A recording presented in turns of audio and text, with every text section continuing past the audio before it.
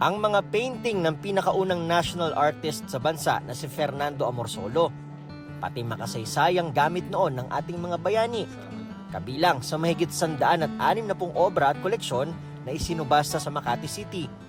Mayroon tayo ngayon, maraming tayong mga historical artifacts galing sa koleksyon ni Dr. Ambeth Ocampo.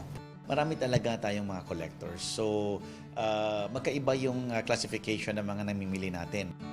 Ang Burning of Manila ni Amorsolo, itinuturing na isa sa pinakamalaking obra niyang ibebenta sa merkado.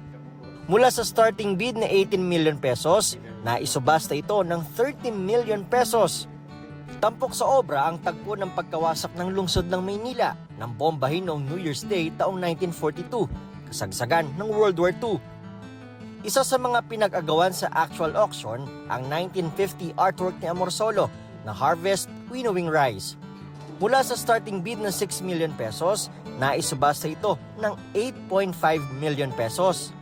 Pinakamahal namang in-auction ang water carriers o taga-igib painting ni Anita Magsaysayho na ginamitan ng itlog sa pagpinta.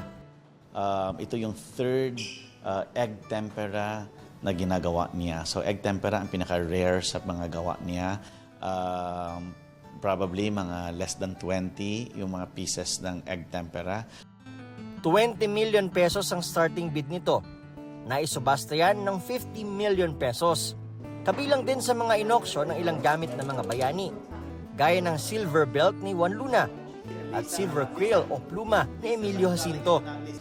Isa sa mga isasama sa auction ngayon dito sa Leon Gallery ay ang booklet na ito. Bagamat maliit, makasaysayan itong booklet nito. Ito lang naman yung isa sa 2 kopya ng Malolos Constitution o yung konstitusyon ng unang Republika ng Pilipinas. Ang may-ari nito ay ang historian na si Dr. Ambeth Ocampo.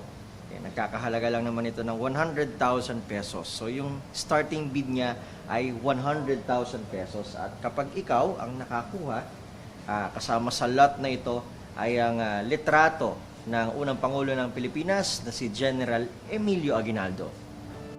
Ang 100,000 pesos na starting bid sa Malolos Constitution nabili ng 2.2 million pesos ni Senator Loren Legarda, na ang lolo raw na si Ariston Gelia ay isa sa signatories ng Malolos Constitution. Para sa GMA Integrated News, Nico Wahe, nakatutok 24 oras.